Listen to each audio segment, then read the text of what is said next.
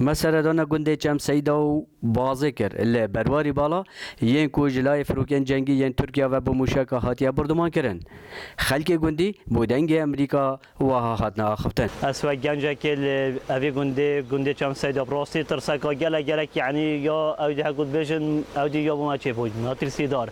یعنی برای اینکه مثلا ام جهل و اودی مثلا شبیه در کتین شونه بازه پیاسمت کردن اوتون اودی چم سیدا اوی گوی طیارات یعنی ترسکا زیاده یا بما چه گرک مترسی اشمی متا یعنی صاده نوتو پنج برای اینکه ها برای چند روزه که دو تو بر اودی دون صد داین مثلا امر روزه شیم در کمی چینن اف آخری بهن بچین بس اما بیت شاف ساعت ششه و نشیب چینا مثلا کانی کاجی کانی کاجیا یعنی تو بطیاره گفت دنگی آنها حتی جنش یعنی جنش گله یعنی شما دنگ اودی بیت یا طیاره بیت اودی جنگ دی بچین خود وکیل و طیارات دیسان ایک جی خلک گندی دگل مها توی جهی ین کو موشک وکفتین کو وان دا خویا کرن کو چار موشک مازن فوی جهی کتبون او جهل گنده چمسی دال برواری بالا یکو موشک فروکن جنگی ین ترکیه لیدای و او هندک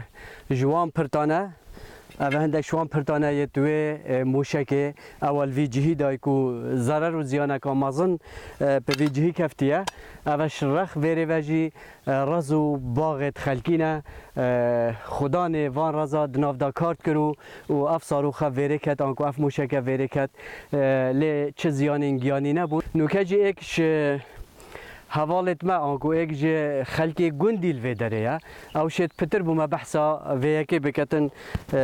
کاچاوا بو اف کنگی بو اف صاروخ و چه ترسیل دفعه پیدا بو خلک گنده جم سیدو ما از ایشون کذابم چوری که بر اینگی اج وری چون صاروخ لیدان 5/2016 ساعت 8 چوری که بو دم او صاروخ لیدان بله بو چه پاکیکل ورو نبون ایش خلک گندی بون دم پیجون چت کن جلکوی خوکوی وکی گریلا بو و جونجی کشف کرد بیو شون و مقر پاکیکویا اونجی سی توپ لیدو بون ساعت 8 چوری که بو پشتی فروکن جنگی ین ترکیه چار موشک لوی دوره داین گنده چم سیدا ایدی خلک گندی نویرم بینن افراز و بیستانت خو جبر بردومان کرنه